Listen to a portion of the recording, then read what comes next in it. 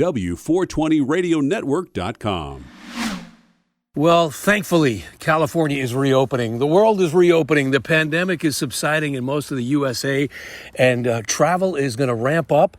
And I guess when you think about California travel, it's from the beaches to the mountains, wine tasting, maybe whale watching or the like. But what about the cannabis industry? We're here today with Brian Applegarth, the founder of the International Cannabis Travel Association. And Brian, kind of counterintuitively, the cannabis travel world has been blowing up during the pandemic and maybe will continue to ascend even in the aftermath. Yeah. The future's bright. It's an exciting new travel segment. And, I started in the space around 2015.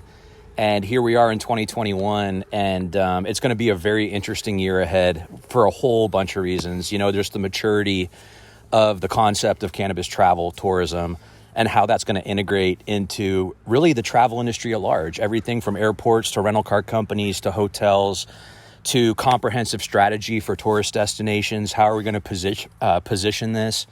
Not to mention cannabis and hemp and CBD are inherently a tool for wellness and well-being, which is, as a standalone category of wellness, is the data shows that's going to be a segment that continues to grow, which cannabis and hemp are right kind of in the core of that. Yeah. So tell me a little bit about the bud and breakfast is the old view of cannabis friendly hotel destinations, but it's transcended that. We've gone beyond that, haven't we? Yeah. And cannabis and hemp is really inclusive, right? So you have everything from people that are looking to the kind of curious that are looking to understand it more and how it can improve their quality of life, maybe even get them off some pharmaceuticals. There's a lot of kind of press around how they could potentially support in that way. And then you have people that maybe used back in or consumed cannabis more regularly back in college that are kind of re-entering it now, and they don't necessarily want to smoke anymore because they have kids, but the beverages and the edibles are really speaking to them. You have, chefs and cuisine really coming into play, which is a huge part of the travel kind of ecosystem, our restaurants. Yet again, there's just like so many ways. With bud and breakfast specifically, you've seen an evolution of kind of first mover and people who are adopting and raising their hands saying cannabis friendly here. And now we're kind of hitting a point where you see different types of models when it comes to cannabis integration in hotels and bed and breakfasts.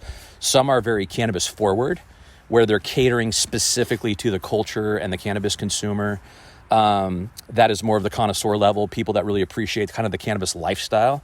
And then you have other ones that are offering as light a lift as kind of a CBD massage in their spa. Mm-hmm. And that's kind of the cannabis attraction for their property. One thing that thankfully more and more hotels and resorts are starting to do today is at least adopt kind of basic strategy and operations for their hotel, training their staff, having collateral concierge to educate visitors when they ask about it, just being more prepared for this travel segment that research has kind of identified.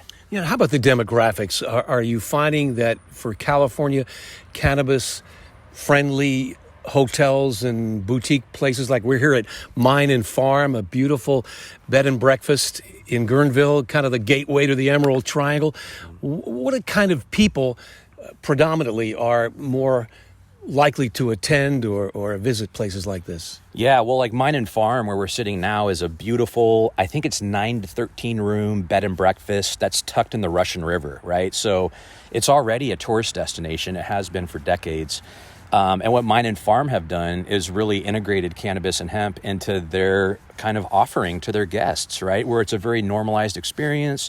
There's ashtrays available, and outside there's these beautifully stunning views where you can enjoy a pre-roll or drink a cannabis beverage in kind of nature, because private property, right? So they're really kind of adopting this and reaching this audience. The audience that we're seeing from this, as far as the Mine and Farm location, it's people from out of state, but also people coming up from the Bay Area, especially in the wake of COVID. People looking to get out of the urban centers, get up in nature where there's a bit more space.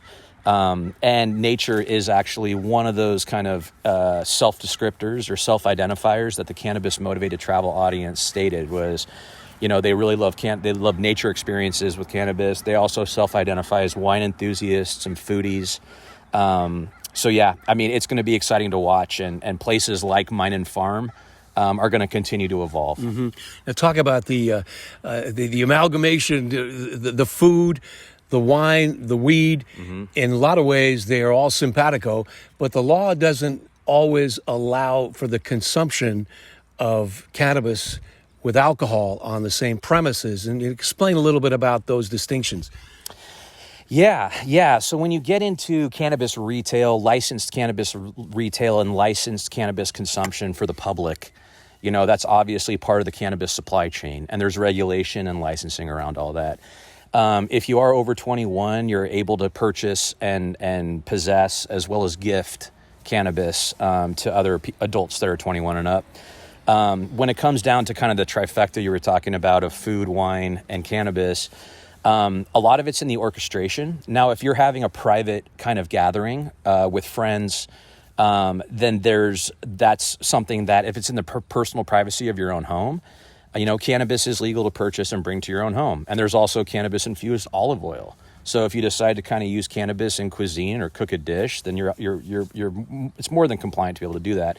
Now, when you're doing it publicly, or people are purchasing a ticket, and you're promoting that consumption as part of that experience, that's where it gets on shaky ground and it's not compliant. And again, this will evolve. I think in the alcohol industry, we have, I want to say upwards of 100 plus different types of licenses. Cannabis is, I think, at 20 something at this point. So there's a lot more that are going to be coming. I know Desert Hot Springs and John Thatcher out there with Bubbling Wells is looking at events as well and really innovating and continuing to push Desert Hot Springs forward as he has. Right now in motion out there in the desert and Desert Hot Springs, there's a program spinning up that's all about kind of a guest day pass and being able to legally vend to hotels of boutique hotels in that area. And that's also a market that's really been on the forefront of lounges and shared consumption experiences as well. Now, you say, as the founder of the International Cannabis Travel Association, what about the worldview? Yeah, no, absolutely. So with that kind of global lens on, you see destinations like Barcelona kind of really innovating the space in this quasi-legal private club atmosphere. I think there's well over 100 now or more in Barcelona, which are these cannabis clubs. There's a couple guys that I know over there that have one of these, and it's interesting. It's kind of. Did you ever go to Utah when you had to get a membership to go in a bar to have a beer? No, I haven't, but I know how restrictive it is. Right. So I think of it as like, it's like the Utah model for alcohol, where you go and you buy a private membership to a club with annual dues, and then you have access to this club, right? So there's these different models that people are adopting from kind of the different alcohol landscapes, and Barcelona is really leading as far as kind of Europe. Of course, Amsterdam is still there. There's a little bit of a shakeup or some negotiation going on about how cannabis is going to exist going forward, but this has happened multiple times with Amsterdam, and I believe when they start looking at the revenue and economic impact and the visitor economy, they realize that cannabis is incredibly important for Amsterdam. I believe the statistics, if I recall correctly, it was 1 in 10 visitors to Amsterdam visit a cannabis coffee shop, 1 in 4 visit a coffee shop while they're on vacation, and 1 out of 10 will actually directly cite that is the reason why they came to the destination, which as travel looks at rebound, that's important to take into consideration. Sure.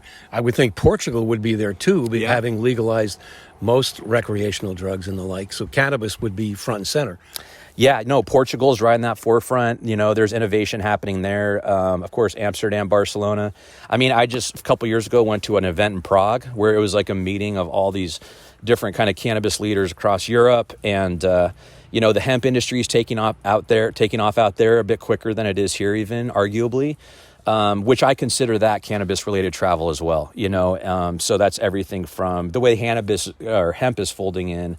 Is really in a way of sustainability, as well as, again, health and wellness and well-being, and CBD massage and CBD beverages derived from hemp and beyond. Yeah. How about other states in the U.S.? We have 16 or 17 that recreational cannabis use is now legal.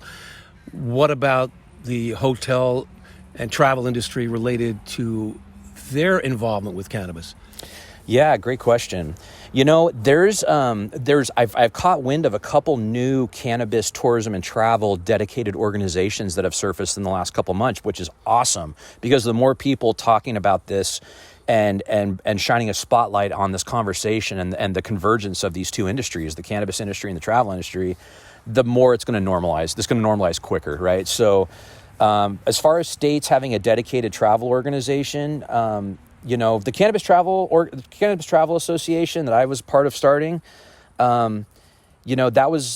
kind of been the only organization really dedicated to travel. There's a lot of cannabis industry associations, cannabis chamber of commerces, which are really focused on supply chain.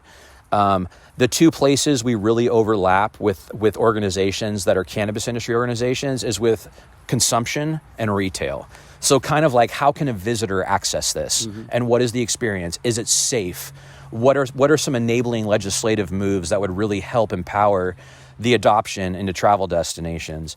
So yeah, I mean, it's jurisdiction by jurisdiction. We're hoping with the Cannabis Travel Association, our goal in 2022 is to be rolling out a chapter program, where we're going to be piloting one in California this year as kind of the West Coast chapter of the United States.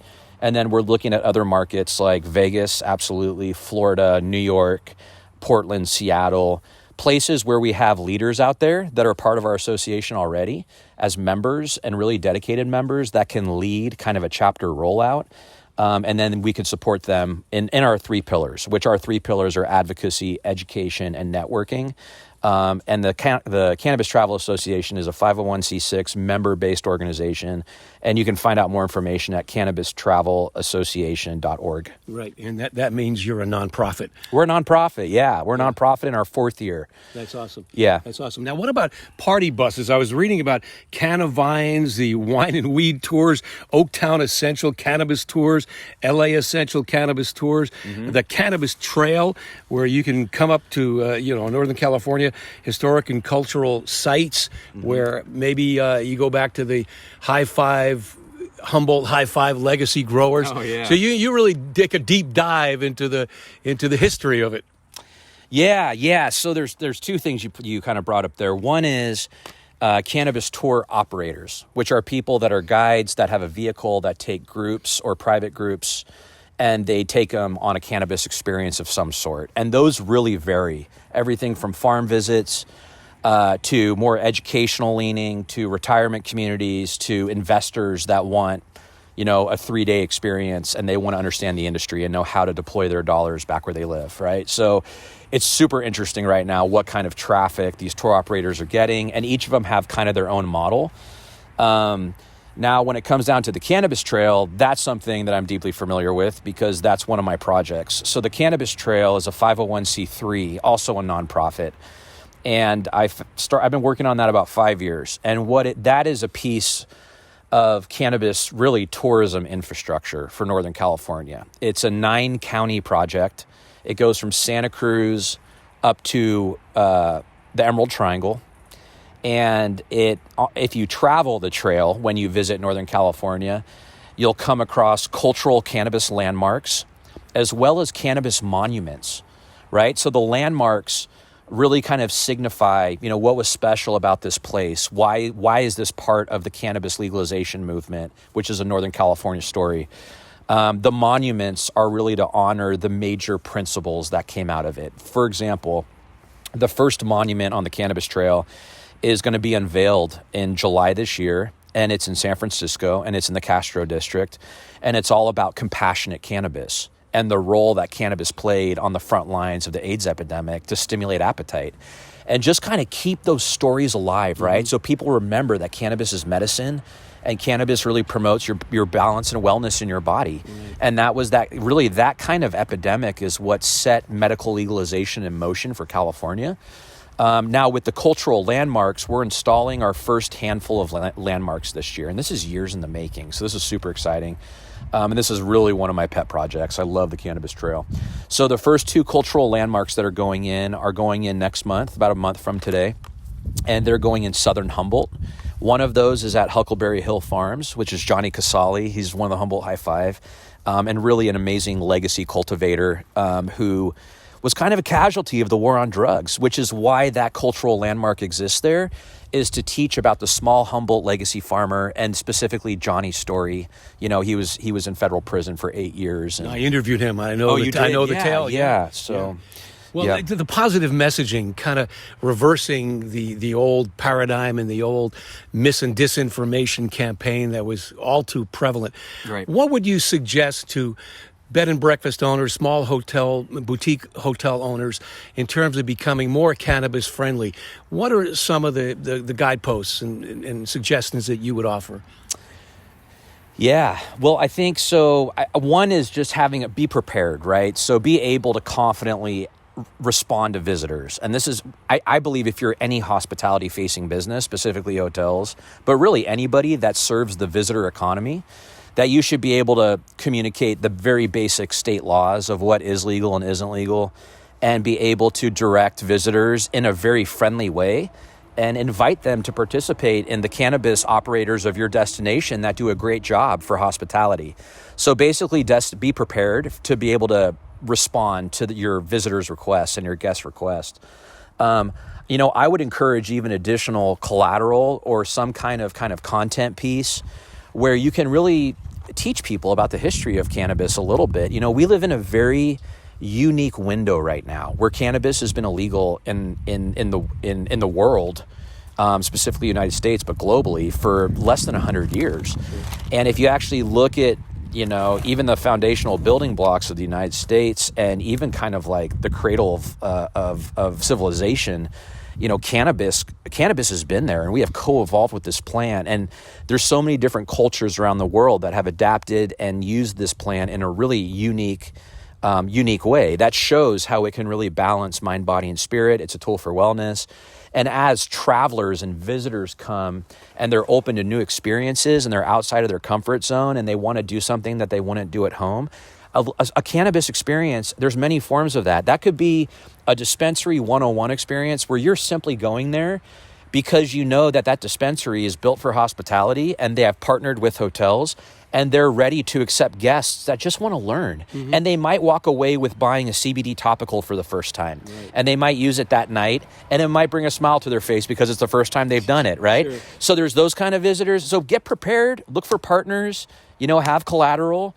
And I'd say even having a little bit of education or a coffee book that shows, you know, why cannabis is legal again and why it is medicine, and putting it in the context. For me, I've really enjoyed looking at timelines and understanding, you know, how small this window is where cannabis has been kind of illegal. Well, again, we're changing the paradigm and you know, kind of shaking off the stigma of so nefarious and notorious an herb that it has been perceived in so many ways. But you're a great advocate, Brian. Super catching up with you. Brian Applegarth, the founder of the International Cannabis Travel Association, here on the W420 Radio Network. We link your contact info there, and if you want to hear it again, it's the W420radionetwork.com/archive. I'm Rich Walkoff. Thanks for listening, and we'll be right back. Hello, this is Dan Perkins, and I've got a question for you. If you knew what your customers wanted, would you be more successful? Of course you would, but can you obtain this valuable information for your success? If you use the Engage portion of the Equio software from New Frontier Data, you won't need to guess what customers want to buy. Guessing can be very challenging and expensive, and more often than not, non-productive. If you want to find out what customers want, then go to newfrontierdata.com and click on the Equio button, and don't forget to ask about the special offer. This is Dan Perkins. W420radionetwork.com.